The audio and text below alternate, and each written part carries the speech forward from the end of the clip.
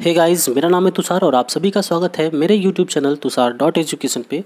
दोस्तों, आज की इस वीडियो में मैं आपसे बात करने वाला हूँ डीडीयू गोरखपुर यूनिवर्सिटी का जो लॉ डिपार्टमेंट है, जो विधि संकाय है। अगर आप वहाँ से बीएलएलबी, एलएलबी या फिर एलएलएम करने के बारे में सोच रहे हैं तो कुछ महत्वपूर्ण बातें हैं जो आपको जान लेनी चाहिए इस डिपार्टमेंट के बारे में, ताकि आगे चल के आपको किसी भी प्रकार की कोई दिक्कत ना हो। और यदि आप इस डिपार्टमेंट के बारे में कुछ और ही सोच रहे हो तो उस चीज़ को आप अच्छी तरीके से क्या कर पाएँ, जान पाएँ। दोस्तों, सारा कुछ मैं बताऊंगा आपको इस वीडियो के अंदर। और वीडियो में आगे बढ़ें इससे पहले मैं आपसे कहना चाहूँगा कि आप चैनल को सब्सक्राइब करिएगा, वीडियो पसंद आएगा तो वीडियो को लाइक करिएगा और नोटिफिकेशन बेल को प्रेस करिएगा, ताकि आने वाले टाइम में जो भी इंपॉर्टेंट चीज़ें हों वो आपको पता चल सके। हालांकि चैनल को सब्सक्राइब करना इंपॉर्टेंट है आपके लिए, क्योंकि यदि आप यहाँ से एलएलबी करना चाहते हैं, एलएलएम करना चाहते हैं या फिर बीएलएलबी करना चाहते हैं तो उसके बारे में सारी जानकारी जो आपके लिए हेल्पफुल हो सकती है वो मैं लेके आता रहूँगा। हालांकि मैंने भी यहीं से लॉ की पढ़ाई की हुई है तो मुझे आइडिया है, तो जो भी चीज़ मैं बताऊँगा वो बिल्कुल सही होगा और आपके लिए हेल्पफुल होगा। तो इसलिए चैनल को सब्सक्राइब ज़रूर करिएगा और नोटिफिकेशन बेल को प्रेस कर लीजिएगा, ताकि आपको सारी चीज़ों की जानकारी जो है वो टाइम टू टाइम मिलती रहे। दोस्तों, वीडियो में आगे बढ़ते हैं और चीज़ों के बारे में बात करते हैं एक एक करके। तो जो सबसे पहली बात आपकी हो सकती है वो ये हो सकती है कि पढ़ाई कैसी होती है। हालांकि कुछ पॉइंट्स मैंने लिख रखे हैं, लेकिन और भी बहुत सारी चीज़ें होंगी जिनके ऊपर हम बात करेंगे जो आपके लिए ज़रूरी हो सकती हैं। तो जो पहला पॉइंट है वो ये है कि कैसी होती है पढ़ाई।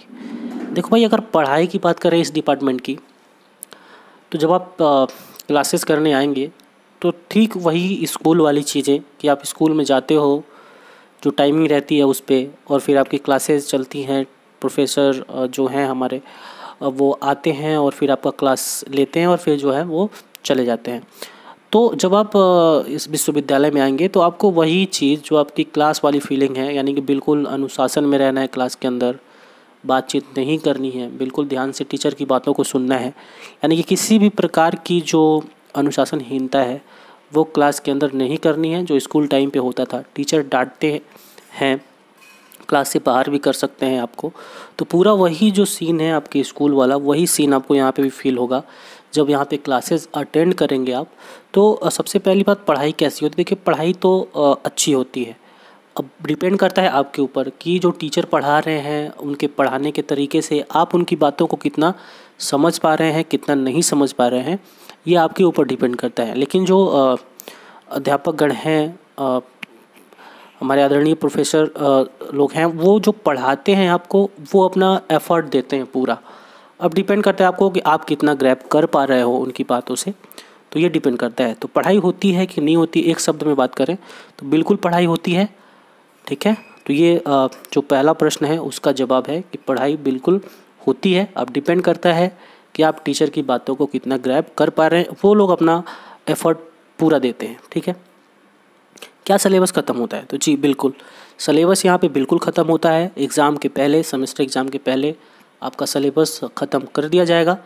उस दौरान हो सकता है कि अगर टाइम कम हो तो टीचर उस हिसाब से पढ़ाएं, तो स्पीड के साथ साथ आपको अपने आप को भी मेंटेन करना पड़ेगा। तो सिलेबस ख़त्म करने के लिए कभी कभी क्या होता है कि क्लासेस एक्स्ट्रा भी लगाई जाती हैं, चीज़ों को थोड़ा सा इस तेज़ी के साथ पढ़ाया जाता है। तो उस दौरान ये होता है कि कुछ चीज़ों पे ध्यान कम जाता है और कुछ चीज़ों को बहुत जल्दीबाजी में ख़त्म किया जा सकता है। ऐसा रेयर केस में होता है, बट सिलेबस ख़त्म करने के लिए ही ये सारी चीज़ें की जाती हैं, चाहे वो एक्स्ट्रा क्लास लगाया जा रहा हो या फिर आपके कुछ पॉइंट्स को बहुत तेज़ी से पढ़ा दिया जा रहा हो। लेकिन ये सब कुछ आपके सिलेबस को ख़त्म करने के लिए ही किया जाता है और सिलेबस टाइम पे आपका जो है वो ख़त्म हो जाता है। तो ये भी बात है। ठीक है, सिलेबस आपका सेमेस्टर एग्ज़ाम के पहले जो है वो ख़त्म कर दिया जाता है किसी भी तरीके से। और किसी भी तरीके से मतलब ये है कि आपको प्रॉपर समझ में आएगा, इस तरीके से पढ़ाया जाता है। ठीक है, क्लास की टाइमिंग क्या रहती है? अब देखो भाई, क्लास की टाइमिंग ये अलग अलग रहती है। जब आप फर्स्ट सेमेस्टर में जाते हो तो क्लास की टाइमिंग कुछ और रहती है। जब आपके सेमेस्टर बढ़ते जाते हैं और जब आप करीब आ जाते हो अपने डिग्री को लेने के लिए, यानी कि सेकेंड ईयर या थर्ड ईयर के जब अंतिम स्टेजेस में जाते हो, उस समय क्लास की जो टाइमिंग है वो चेंज होती है। तो जैसे जैसे सेमेस्टर आपके बदलते हैं उसके अकॉर्डिंग आपकी क्लास की टाइमिंग भी चेंज होती है। तो ध्यान देने वाली बात ये है कि क्लास की टाइमिंग क्या रहती है, तो ये कोई फिक्स नहीं है, ये डिपेंड करता है आपके टाइम टेबल पे जो डिपार्टमेंट के अंदर आएगा, और ये बदलता रहता है आपके सेमेस्टर के हिसाब से। ठीक है, अब अगला जो पॉइंट है वो ये है कि सेमेस्टर एग्ज़ाम कब और कैसे होता है।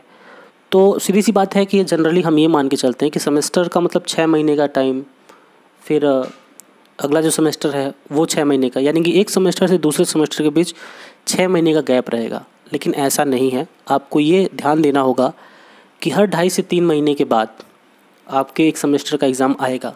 यानी कि आपने पहले सेमेस्टर का एग्ज़ाम दिया तो आप बिल्कुल प्रिपेयर रहेंगे कि 2.5 से 3 महीने के बाद आपको अगले सेमेस्टर का एग्ज़ाम देना है। ऐसा नहीं है कि 6 महीने बाद आपका एग्ज़ाम होगा, ऐसा नहीं है। तो सेमेस्टर एग्ज़ाम कब और कैसे होता है, तो सेमेस्टर एग्ज़ाम कब होता है ये आपको ध्यान देना है कि जब आपकी क्लासेस 2.5 से 3 महीने चल जाएंगी, उसके बाद आपका टाइम टेबल आएगा और फिर एग्ज़ाम जो है वो शुरू हो जाएगा। और एग्ज़ाम कैसे होता है, सेम वही पैटर्न, जब एग्ज़ाम फिर क्लासेस हैं उसमें आपको बिठाया जाएगा, आप फिर वही क्वेश्चन पेपर मिलता है और लिखते हैं आप। लेकिन जो बात बार बार आ रही है अनुशासन की, उस पर आपको ध्यान रखना है। बहुत ही अच्छी तरीके से एग्ज़ाम लिया जाता है, किसी भी तरीके के चीटिंग का कोई स्कोप नहीं होता है। अगर आप ऐसा करते हुए पाए जाते हैं तो हो सकता है कि आपके ऊपर जो अनुशासनात्मक कार्यवाही हो वो किया जाए, और आगे की जो बात होती है वो डिपार्टमेंट उसका डिसीजन लेता है कि आपके साथ क्या करना है। कई बच्चों के साथ ऐसा हुआ जो हमारे साथ हैं, उन्होंने कुछ ऐसे चीज़ों का उपयोग किया जो बिल्कुल एग्ज़ाम के पॉइंट ऑफ व्यू से गलत था, तो उनको एग्ज़ाम देने से रोक दिया गया और उनको अगले सेमेस्टर में प्रमोट नहीं किया गया। तो ये कुछ चीज़ें हैं जो हो सकती हैं आपके साथ, तो बिल्कुल ये मेंटली प्रिपेयर रहेंगे कि लापरवाही का कोई भी स्कोप नहीं है इस डिपार्टमेंट के अंदर। ठीक है, तो ये बात हो गई कि सेमेस्टर एग्ज़ाम कब और कैसे होता है। बिल्कुल हर 2.5 से 3 महीने बाद आपको एग्ज़ाम के बारे में सुनाई देगा। इनफैक्ट जब आप क्लास में पहले दिन इंटर करोगे सेमेस्टर में, तो उसी दिन हो सकता है कि जो टीचर हैं वो बताएं आपको कि आपका एग्ज़ाम इस महीने में हो सकता है। तो जिस भी महीने की वो बात कर रहे हैं आप मान के चलिए कि उसी के इर्द गिर्द आपका एग्ज़ाम होना है, क्योंकि वो लोग को आइडिया रहता है कि कैसे क्या है। ठीक है, लेकिन हम बता रहे हैं कि 2.5 से 3 महीना बाद आपको एग्ज़ाम देना ही देना है। बैक लगता है कि नहीं, सबसे इम्पॉर्टेंट चीज़, बैक लगता है कि नहीं लगता है। भाई साहब बैक दबा के लगता है, अगर एक तरीके से कहें तो बैक दबा के लगता है, बैक लगता है। अगर थोड़ी सी भी लापरवाही करेंगे आप किसी भी सब्जेक्ट को लेके तो बैक लगेगा। चाहे आप कितना हो भी पढ़ते हो, आप कितना हो भी पढ़ने में अच्छे हो, लेकिन बैक कभी भी किसी का भी लग सकता है। किसी भी सब्जेक्ट को हल्के में लेने की ज़रूरत नहीं है। अगर आप किसी भी सब्जेक्ट को हल्के में लेंगे तो फिर वो आपको हल्का कर देगा। बिल्कुल खुले शब्दों में मैं कहना चाहता हूँ कि बैक लगता है, तो इसके लिए भी आप तैयार रहेंगे। किसी भी सब्जेक्ट को हल्के में लेने की ज़रूरत नहीं है, सारे सब्जेक्ट को अच्छे तरीके से पढ़िए, अच्छे से एग्ज़ाम दीजिए।